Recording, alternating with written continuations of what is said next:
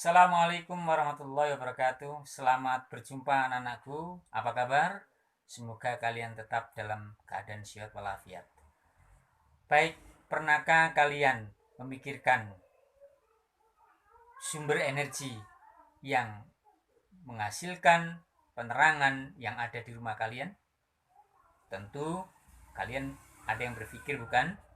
Dari mana datangnya sumber energi itu?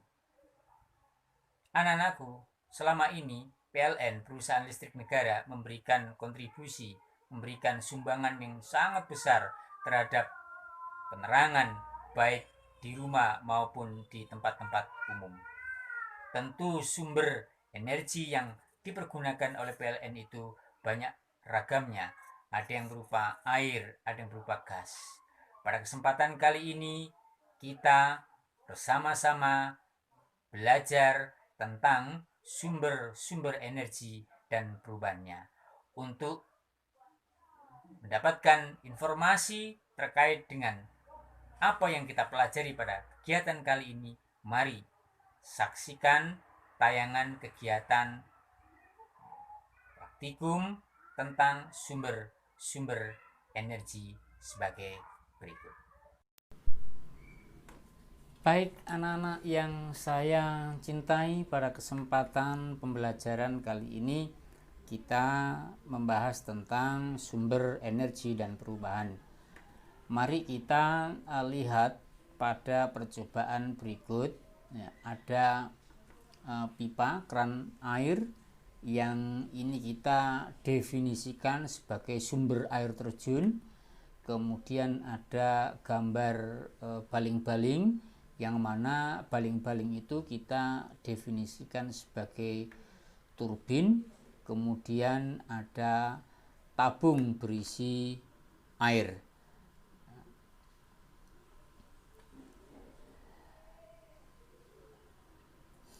Pada percobaan tersebut nantinya air terjun akan menggerakkan turbin sebagaimana yang kita saksikan ini,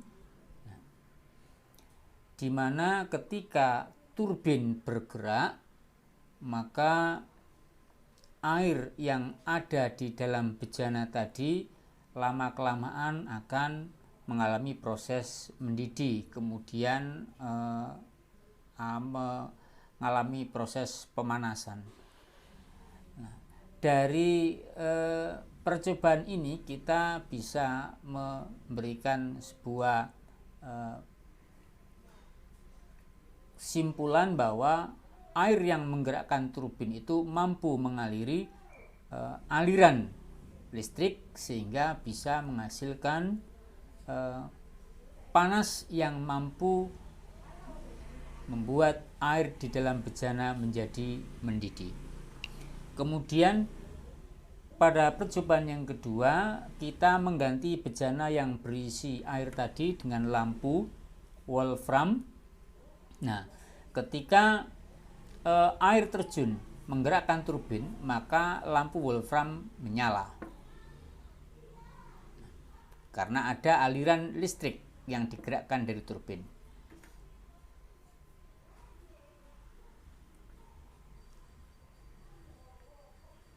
Berikutnya kita mengganti tetap sama lampu, namun lampunya berbentuk spiral. Nah, ternyata bagaimana? Ternyata proses air terjun menggerakkan turbin menjadikan lampu tetap menyala.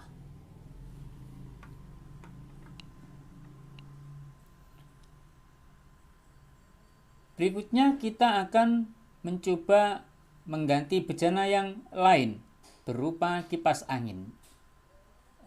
Apa yang terjadi ketika kipas angin kita letakkan pada tempat di mana turbin yang digerakkan oleh air terjun itu?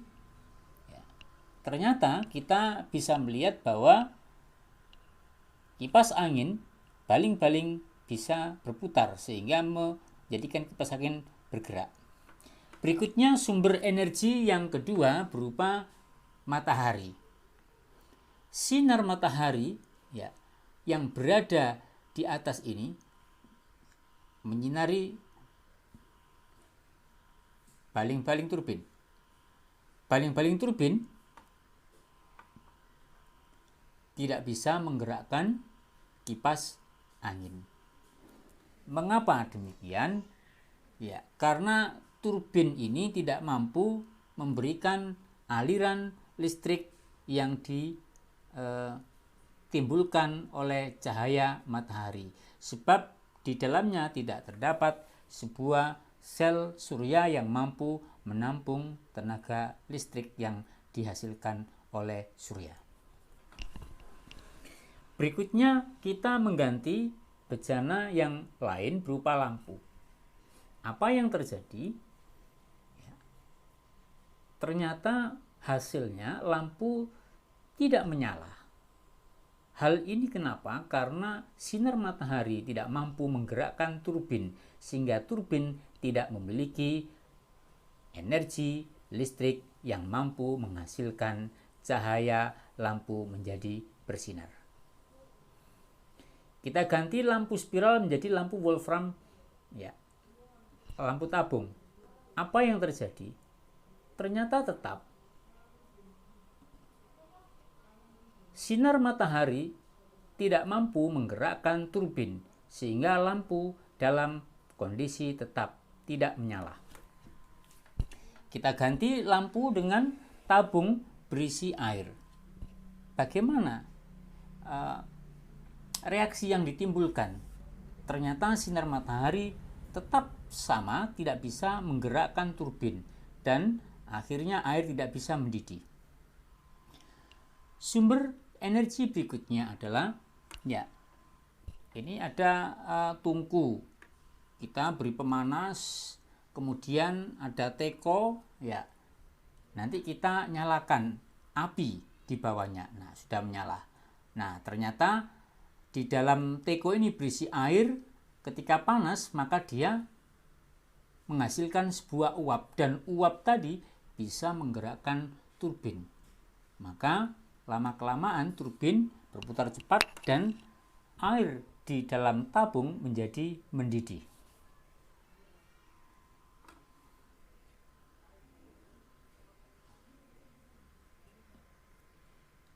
Ya, semakin cepat gerakannya, maka semakin cepat pula air mendidih dan menjadi panas. Berikutnya, ya, tabung kita ganti lampu Wolfram. Nah, ternyata uap air masih menggerakkan turbin, sehingga mengakibatkan lampu tetap menyala.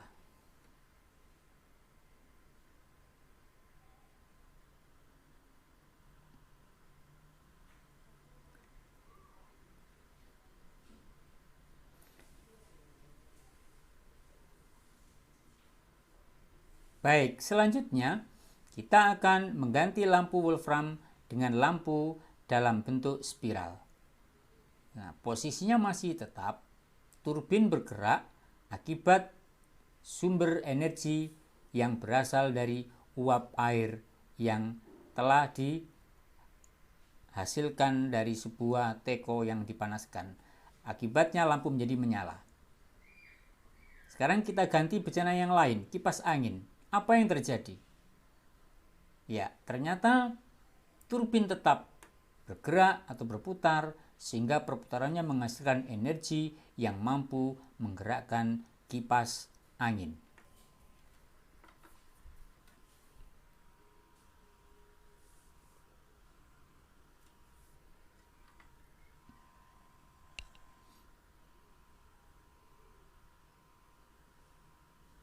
Ya, semakin cepat perputaran turbin, maka semakin cepat pula perputaran energi yang dihasilkan, sehingga semakin banyak energi yang dihasilkan yang mampu menggerakkan kipas angin.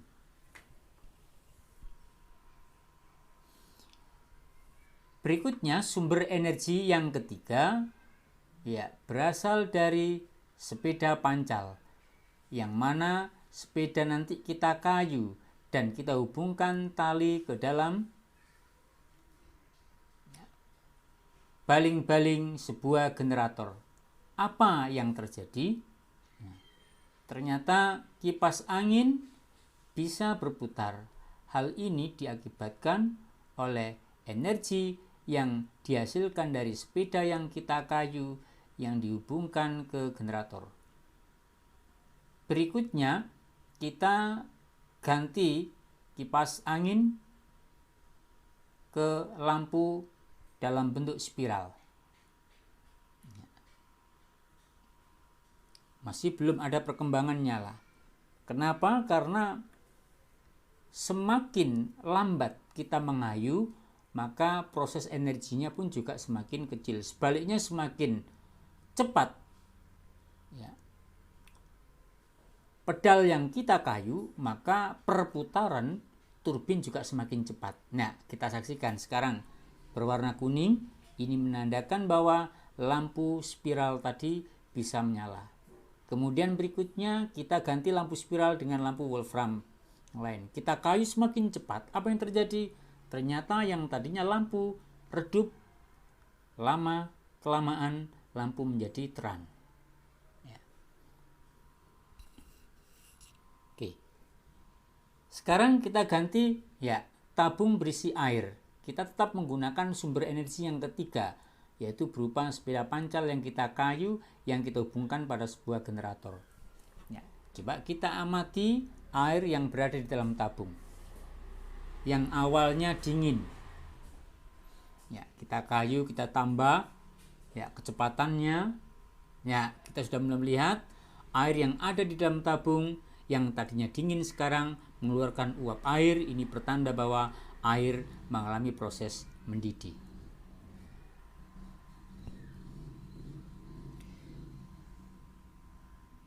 Oke. Baik, jadi kita tadi sudah mempraktekkan sumber energi dan perubahannya. Tadi kita sudah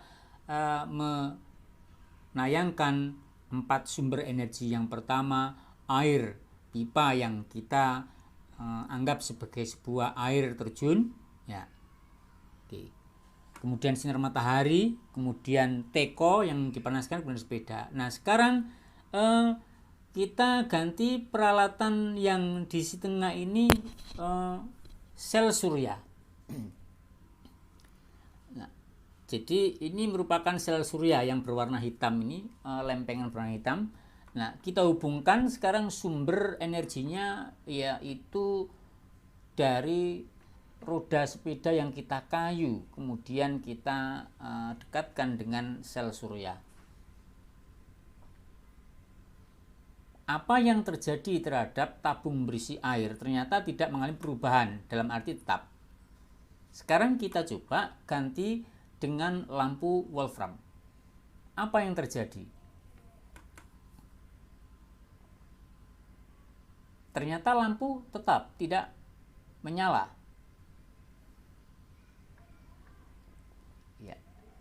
Kemudian media yang lain, lampu juga sama, namun ini lampunya dalam bentuk spiral. Apa yang terjadi? Dengan sumber yang sama, media perantara yang sama, sumbernya sepeda yang kita kayu, kemudian media perantaranya berupa lempengan sel surya. Masih tetap tidak ada perubahan.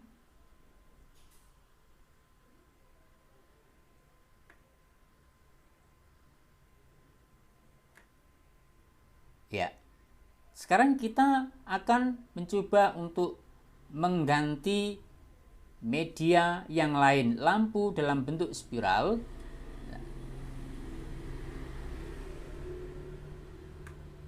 Kita coba ke kipas angin. Tetap menggunakan sumber energi sepeda yang kita kayu dengan media perantara berupa lempengan sel surya. Apa yang terjadi? Ternyata tetap kipas angin tidak bergerak. Nah, apa yang bisa kita simpulkan?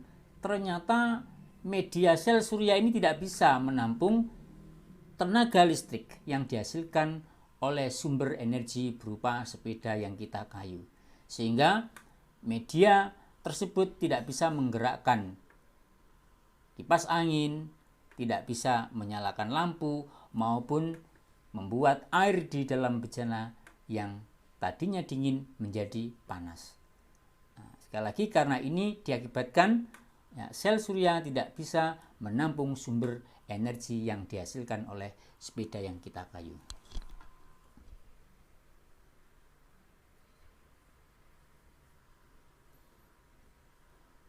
Oke, baik. Sekarang kita lihat pada kegiatan percobaan berikutnya.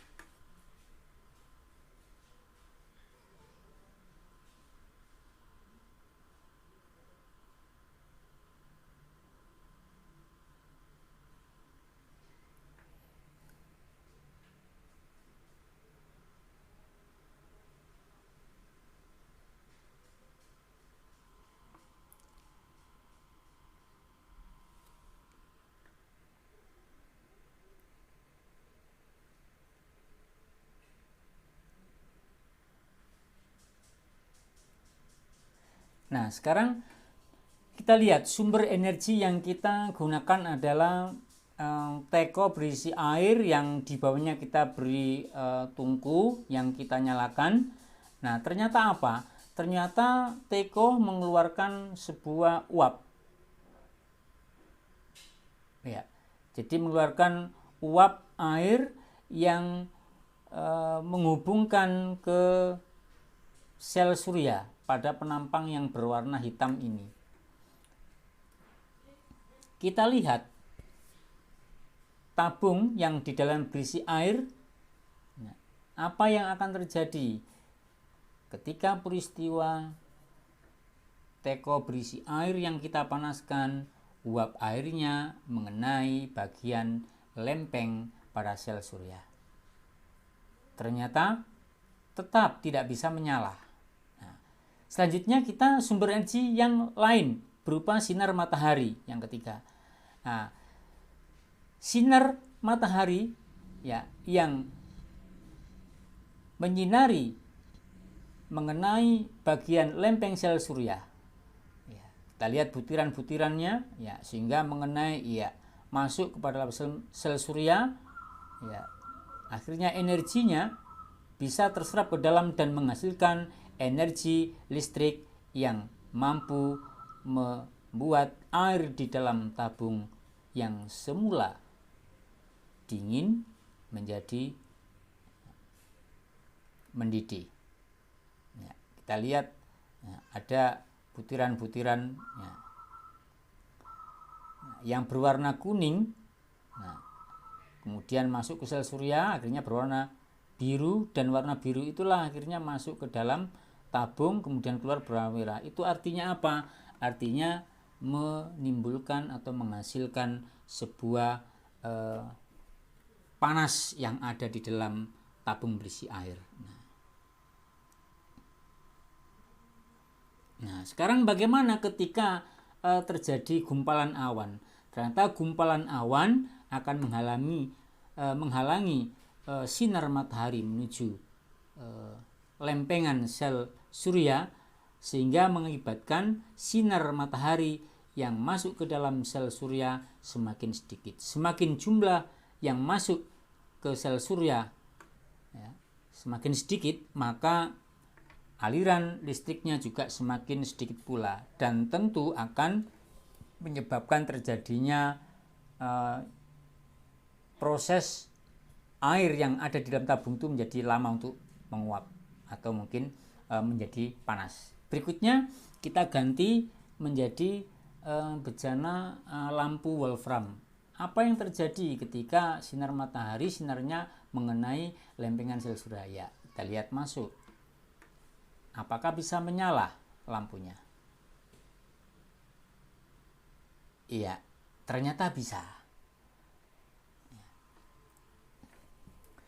Jadi penampang berwarna hitam itu sebagai sel surya yang mampu menampung jumlah partikel-partikel elektron yang dihasilkan oleh sinar matahari, sehingga sel surya itu mampu menyimpan aliran listrik bertenaga surya yang akhirnya bisa menghasilkan sebuah lampu yang tadinya tidak menyala menjadi menyala, atau bisa membuat peralatan yang lain, baik itu yang berupa energi gerak, mungkin sinar, itu bisa berfungsi sebagaimana mestinya.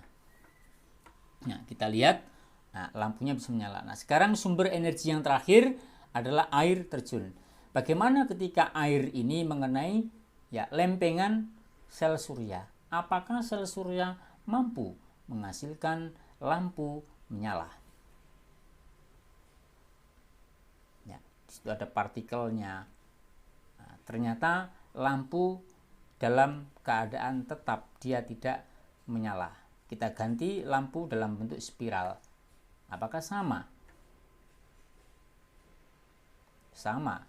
Berikutnya kita ganti media yang lain, kipas angin. Apakah kipas akan bergerak? Ternyata kipas tetap sama, tidak bergerak. Kemudian air yang kita masukkan dalam sebuah tabung, apakah airnya bisa mengalami proses pemanasan atau penguapan? Ternyata tidak bisa. Nah, apa yang bisa kita simpulkan?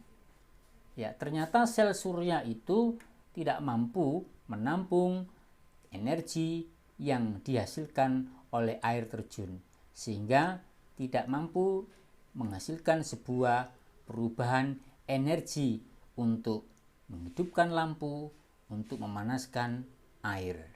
Karena fungsi dari sel surya bukan untuk menampung energi yang dihasilkan dari air yang dihasilkan dari air terjun.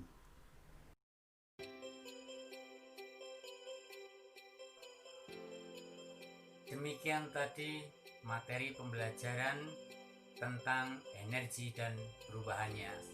Semoga materi yang sudah kita pelajari tadi dapat memberikan informasi, memberikan pengetahuan bagi kalian. Terima kasih, selamat berjumpa pada kesempatan yang akan datang. Wassalamualaikum warahmatullahi wabarakatuh.